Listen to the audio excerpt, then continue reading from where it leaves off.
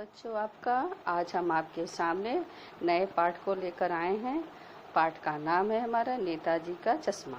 नेताजी का चश्मा पाठ के लेखक हैं हमारे स्वयं प्रकाश जी। ये हमारा क्षितिज भाग 2 गद्य खंड पाठ 10 का पाठ है और गद्य खंड में ये हमारा पहला पाठ रहेगा, परंतु आपकी पाठ्य पुस्तक में ये 10वां अध्याय है। तो बच्चों आइए हम चलते हैं अपने नए पाठ्यक्रम की ओर। नेताजी का चश्मा। नेताजी का चश्मा पाठ के हमारे लेखक हैं स्वयं प्रकाश जी। तो पाठ का सारांश पढ़ाने से पूर्व हम आपको चाहते हैं कि लेखक परिचय से अवगत करा दें। स्वयं प्रकाश जी हिंदी के कहानीकार हैं। इनका जन्म सन 1947 में इंदौर में मध्य प्रदेश में हुआ था।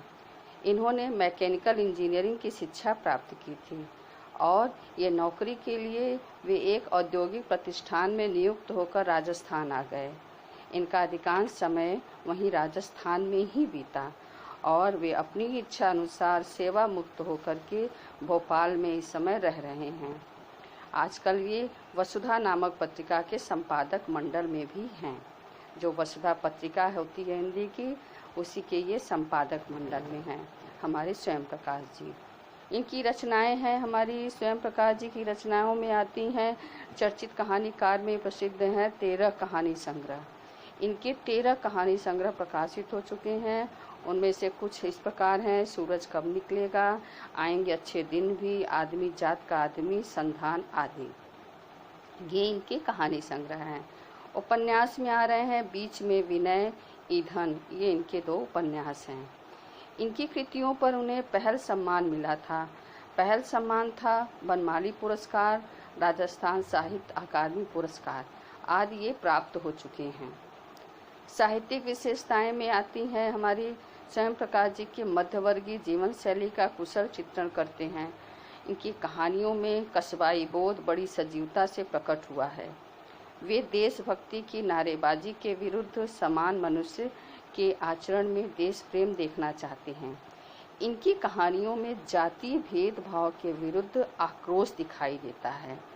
इनकी कहानियों में जातीय भेदभाव के विरुद्ध आक्रोश दिखाई देता है और देशभक्त की नारेबाजी के विरुद्ध समान मनुष्य के आचरण में ये देश प्रेम देखना चाहते हैं कि समान मनुष्य के आचरण में देश प्रेम है क्या। जैसे आपका पाठ है जो नेताजी का चश्मा, यहाँ पर इन्होंने सुभाष चंद्र बोस से जुड़ी घटनाओं का वर्णन किया है। भाषा शैली है हमारे लेखक की स्वयं प्रकाश जी की भाषा शैली अपने विषय संसार के अनुरूप होती है। वे वर्ण विषय का ऊपरी वर्णन करने की बजाय सूक्ष्मता पर अधिक ध्यान देते हैं। उनकी कहानियों में व्यंग्य की चेतना स्पष्ट सुनाई देती है। इस तरह से इनकी कहानियों में व्यंग्य की चेतना स्पष्ट सुनाई देती है। ये बच्चों आपका हुआ लेखक परिचय। स्वयं प्रकाश जी के बारे में आपने जाना, उनकी रचनाओं के बारे में जाना, उनकी साहित्यिक विशेषताओं पर कैसे प्रभाव पड़ा, इनका जन्म कब हुआ था और इन्होंने किसकी डिग्री प्राप्त की थी और इनकी भाषा शैली का क्या प्रभाव पड़ा, ये सब कुछ आपने अभी जाना। अब हम आते हैं ये जो पाठ का सार है आपका। पाठ का सार है, इसमें हमारे कस्बे में क्या होता है, एक कस्बा होता है। कस्बे में सुभाष चंद्र बोस की प्रतिमा लगी रहती है और लेखक यहाँ पर अपने नाम को हालदार साहब से संबोधित किए हैं। तो हालदार साहब कंपनी के काम से उस कस्बे में गुजर रहे होते हैं। कस्बा बहुत छोटा होता है और उसमें अधिकतर मकान कैसे रहते हैं, कच्चे रहते हैं। कस्बे में ज़रूरत की क्या क्या चीज़ें थी, एक नगर पालिका थी। लगता था कि उस पालिका ने उस कस्बे में मुख्य बाजार के चौराहे पर नेताजी सुभाष चंद्र बोस की संगमरमर की मूर्ति लगवा दी होगी। मूर्ति को देखकर कैसा लगता था कि नगर पालिका वालों ने सोचा होगा कि चलो इस चौराहे पर नेताजी की मूर्ति को लगवा दिया जाए।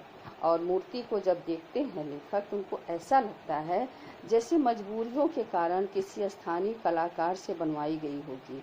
कोई मजबूरी रही होगी, कभी नेताजी यहाँ पर आए होंगे इस कस्बे में और दिल्ली चलो का आह्वान किए होंगे। तो यह सब देखकर कुछ लोगों के प्रति, नेताजी के प्रति जो है जगी होगी, जो है स्वतंत्रता सेनानी के प्रति जो है उनके प्रेम जगा होगा और भूत होकर के उन लोगों ने क्या किया होगा, इस चौराहे पर सोचा होगा कि चलो नेताजी की मूर्ति को लगा दिया जाए। तो मूर्ति लगाने के लिए नगर पालिका वालों ने सोचा होगा कहाँ किसको बुलाएं, तो उन्होंने सोचा होगा कि चलो यहाँ पर एक स्कूल है, स्कूल में जो ड्राइंग मास्टर हैं, ड्राइंग मास्टर का नाम था मोतीलाल, और मोतीलाल से कहा होगा कि 1 महीने में मूर्ति बनाने का वादा किया होगा। और मूर्तिकार ने क्या किया होगा, 1 महीने में आनन फानन में पटक करके उन्होंने मूर्ति बना दी। और वह चश्मा उससे नहीं बन पाया होगा, और पत्थर का ओरिजिनल चश्मा नहीं बना पाया होगा, तो इसलिए वह चश्मा वहाँ पर वह नहीं लगा पाया पत्थर का। इस तरह से लेखक अपने मन में विचार कर रहे हैं। मूर्ति को देखकर उनके मन में इस विचार उत्पन्न हो रहे हैं कि अवश्य किसी ने इस तरह से काम किया होगा।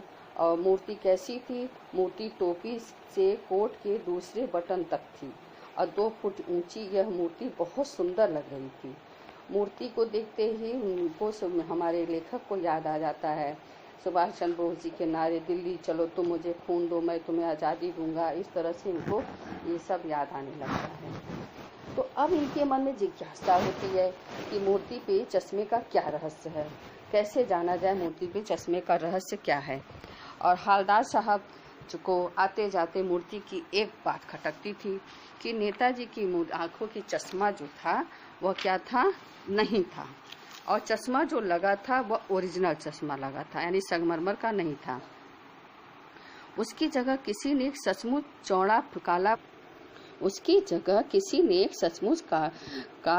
चौड़ा काला फ्रेम मूर्ति का चश्मा पहना दिया था। पहली बार उन्होंने देखा तो उनके होठों पर कौतुक भरी मुस्कान फैल गई थी। पत्थर की मूर्ति पर वास्तविक चश्मा, क्या आइडिया है। हवलदार साहब जी पर बैठे बैठे सोचने लगे, इस कस्बे के नागरिक सचमुच देशभक्त हैं। वे नेताजी को चश्मा पहनाकर कम से कम नेताजी के प्रति अपनी भावनाएं व्यक्त करते हैं।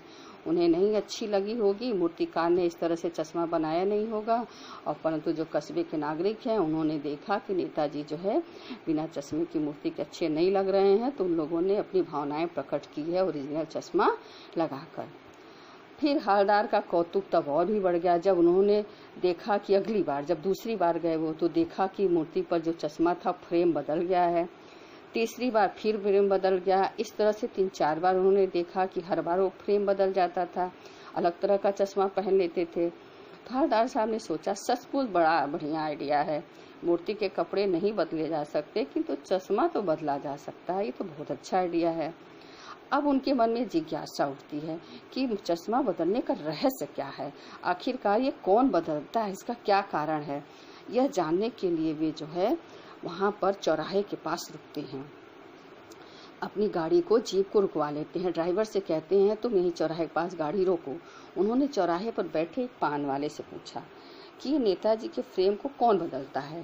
पान वाला जो था उसके व्यक्तित्व के बारे में बताना चाहेंगे। वह काला सा, मोटा सा और जब खुशमिजाज आदमी था, और वह जो है जब हंसता था तो उसकी बत्तीसी बाहर निकल आती थी। उसने बताया कि यह फ्रेम कैप्टन चश्मे वाला बदलता है। उस पान वाले ने बताया कि यह कैप्टन जो है चश्मे वाला है, यह जो है बदलता है इसके फ्रेम को। अगर किसी ग्राहक को मूर्ति पर लगा चश्मा पसंद हो तो वह चश्मा ग्राहक को देकर कैप्टन मूर्ति पर नया चश्मा फिट कर देता है, परंतु वह सुभाष की मूर्ति को बिना चश्मे के नहीं रहने देता, मानो इससे कोई चोट पर लगती हो। इस तरह से हवलदार ने पान वाले से पूछा कि मूर्ति का ओरिजिनल चश्मा कहाँ गया। पान वाले ने हंसते हुए बताया कि उसे मास्टर बनाना भूल गया था। हवलदार साहब का यह सुनकर द्रवित हो गए कि उनका अनुमान सही निकला कि यह मूर्तिकार सचमुच कस्बे का अध्यापक था। जो पहले उन्होंने अनुमान लगाया था हवलदार साहब ने कि कोई मूर्तिकार जो है हमारे कस्बे का कोई अध्यापक होगा, ड्राइंग मास्टर होगा, और जिन्होंने आनन फानन में मूर्ति बनाया था, और वह जो है चश्मा लगाना भूल गया और चश्मा उससे बन नहीं पाया। तो उनका अनुमान आज जब पान वाले ने बताया तो सचमुच ये जान गए कि लगता है कि 1 महीने में कम से कम मूर्ति बनाते बनाते चश्मे के बारे में कुछ तय नहीं कर पाया वह कि चश्मा कैसे बनाया जाए। वह जो है चश्मा बनाने में असफल हो गया होगा या चश्मा टूट गया होगा, पत्थर का चश्मा अलग से बनाकर लगाया होगा और वह निकल गया होगा। इस तरह से उन्होंने अब वो जान गए। फिर कैप्टन जो चश्मे वाला जो था, उस कैप्टन चश्मे वाले से वो मिलना चाहते थे हमारे लेखक। तो अब उनकी भेंट होती है कि हवलदार साहब को ऐसा विचित्र लगा। उन्होंने एक बार फिर से अपनी जीप पान वाले के पास रुकवा ली और पूछा, यह कैप्टन चश्मे वाला नेताजी का साथी था। पान वाले से पूछा। पहले तो पान वाले ने बताया कि चश्मा जो है वो बनाना भूल गया और इस तरह से ओरिजिनल चश्मा कैप्टन चश्मा वाला है वो लगाता है। तो अब अगली बार जब आते हैं लेखक तो वह जो है पूछ बैठते हैं कैप्टन चश्मे वाला है कौन। तो पूछते हैं कि यह कैप्टन चश्मे वाला कौन है, क्या नेताजी का साथी था या आज़ाद हिंद फौज का भूतपूर्व सिपाही था। इस प्रश्न को सुन करके पान वाला बड़ी तेज से हंसा, अब बत्ती सी बाहर निकाल के ही हंसने लगा। अब मुस्कुरा कर बोला वो लंगड़ा क्या फौज में जाएगा, पागल है पागल, वो देखो वो आ रहा है, उसी से बात कर लो, फोटो वोटो छपवा दो कहीं उसका। इस तरह से उसके प्रति व्यंग करता है वो पान वाला कैप्टन के प्रति। अब हवलदार साहब को एक देशभक्त का ऐसा मजाक उड़ाना अच्छा नहीं लगता। अब मुड़कर देखा तो वह जो कैप्टन चश्मे वाला था वह बेहद बूढ़ा मरियल सा लंगड़ा, सिर पर गांधी टोपी, आंखों पर काला चश्मा लगाए आ रहा था। उसके हाथ में एक छोटी सी संदूक सी और दूसरे हाथ में 5 पर टंगे बहुत से चश्मे थे। पता चला कि वह फेरी लगाकर चश्मे बेचता है, वह फेरी लगाने वाला था। और हवलदार साहब पूछना चाहते थे कि फिर उसका नाम कैप्टन कैसे पड़ा, परंतु न तो पान वाले के पास फुर्सत थी न ही जीप के ड्राइवर के पास फुर्सत थी और हवलदार साहब भी जल्दी में वो चले गए। इस तरह से उस दिन के बाद कोई 2 साल के लगातार तो आते जाते मूर्ति को देखते रहते थे। 2 साल तक हमारे लेखक लगातार आए उस कस्बे में और मूर्ति को देखते रहते थे।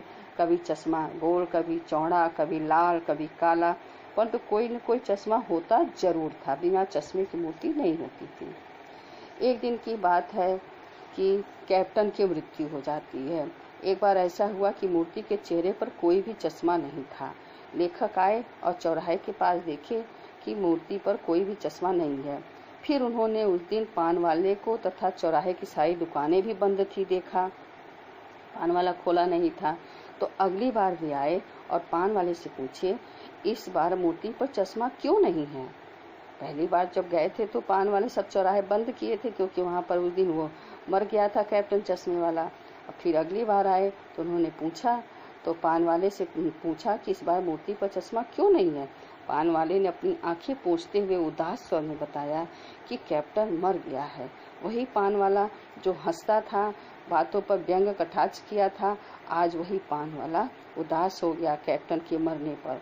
और यह सुनकर हवलदार साहब भी उदास होकर जीप में बैठकर चले गए और वे सोचने लगे उस देश का क्या होगा जहाँ के निवासी देशभक्त बलिदानियों पर हंसते हैं और स्वयं बिकने के लिए मौके ढूंढते हैं। देश का क्या होगा, ऐसा लेखक सोचने लगे। इस तरह से वो निराश होकर चले गए। जब अगली बार 15 दिन के बाद वो आए, कस्बे से गुजरे, तो उन्होंने कहा कि दूसरे ड्राइवर से कहा अपने कि आज तुम जीप मत रोकना और चौराहे के पास जीप मत रोकना, सीधे कस्बे की ओर चले जाना। ऐसा सोचकर जैसे वो चौराहे के पास पहुंचते हैं और सोचे कि अब मैं बिना चश्मे वाले नेताजी की मूर्ति को हम नहीं देखेंगे, परंतु जैसे चौराहा करीब आया तो न चाह करके भी वो हवलदार साहब की निगाहें उधर पहुंच गई और उन्होंने ड्राइवर से कहा रोको रोको रोको जीप रोको। उन्होंने देखा नेताजी की मूर्ति पर सरकंडे का बना चश्मा रखा हुआ था। अब हवलदार साहब की आंखें नम हो गई और वे भावुक हो गए। वह सरकंडे का चश्मा एक छोटा सा बच्चा जो कि लगाया हुआ था। सरकंडा होता है बांस की पतली सी लकड़ियां होती हैं। तो कैप्टन की मृत्यु के बाद जो है एक बच्चा जो है उसी कस्बे का बच्चा जो कि वहाँ पर चश्मा लगा दिया था बना करके अपना। तो यह देख करके नेताजी भावुक हो गए। उन्होंने सोचा कि हाँ, हमारे देशभक्त आज भी हैं और हमारे बच्चे भी हैं इस गांव में। यह देख करके हवलदार साहब बड़े प्रसन्न हुए और उनकी आंखें नम हो गई और उन्होंने इस छोटे से बच्चे का देश प्रेम की भावना देख करके और उन्हें भी जो है बहुत आश्चर्य हुआ और बहुत वे भावुक हो उठे। तो ये बच्चों आपका हो गया पाठ का सारांश, नेताजी का चश्मा।